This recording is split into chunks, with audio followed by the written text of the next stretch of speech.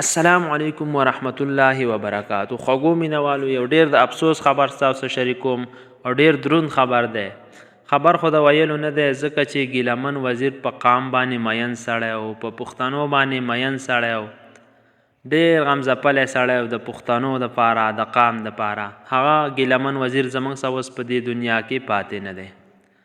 هغه به دا ټایم د پیمس هسپتال نه د اسلام آباد نه اوس سهار 6:30 بجې باندې روانوي او د هغه څه چې کومه قافله ده هغه به په موټروی باندې پېښور سایډ باندې ځي. پېښور ته چې ورسي نو بیا به د هغه ځای نه کوواټ ته چې کوم لینک روډ دی په هغه باندې به کوواټ ته ځي. بیا به د کوواټ نه چې کوم بنو په سایډ باندې کوم روډ دی بنو ته به ځي او بیا به خپل ابایي علاقې ته رسي.